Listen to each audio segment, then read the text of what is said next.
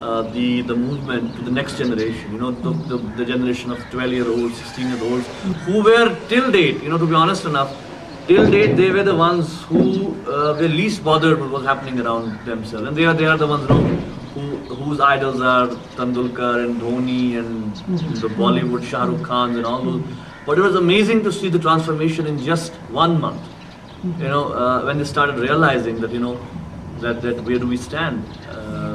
So I think that is very important sense that people are realizing that there is no space for us to present our point of view and to come up with our suggestions. The question is, unless you ascertain the identity of a person, what makes you to say, coming from say Bangladesh, those who are studying there in this medicine and all that, they are coming back to home, while landing at Delhi airport, they are picked up. Why?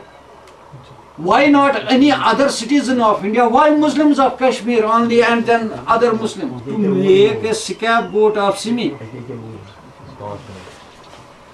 Because they are working for a particular ideology, which is guaranteed in their constitution. And what made them not to go against Bajrang Dal, VHP? Tagodia was very clear while making a statement that we will do this and that.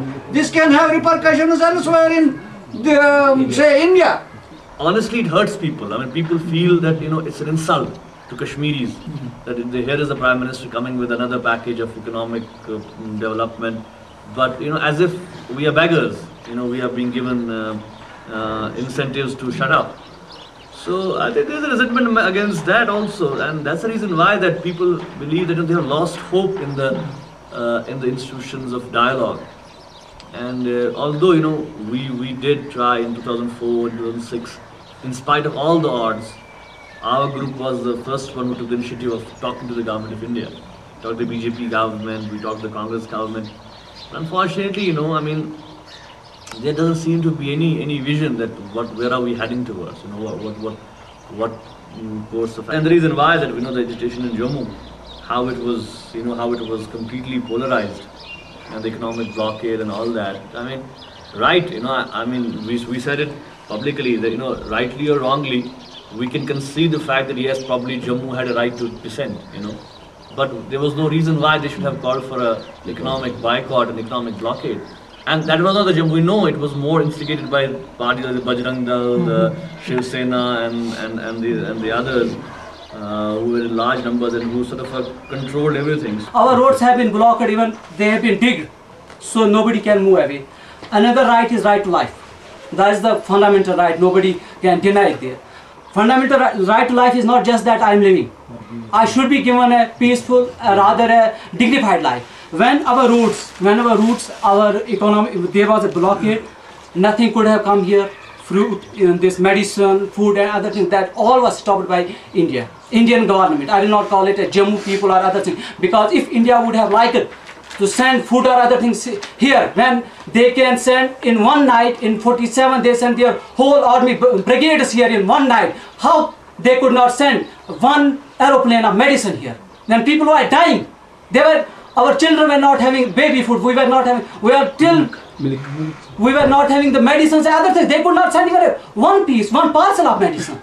It can all play up in the sense that it's a very dangerous trend. In the sense that if India doesn't address these issues, it can lead to a very polarized society. So unfortunately, vis-a-vis Kashmir also, whenever there's a talk of Kashmir, there's always this element of the Hindutva brigade and others. They try to build their cases on that and build their political. Referendum be conducted. Well, if people decide to be with India, I may not like it, but I have to be, if majority people like to be with India.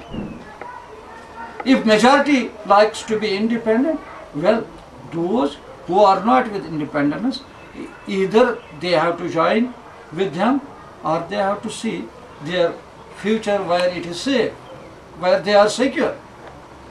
So it is not, maybe as of now, this is our claim. This has not been tested on anything.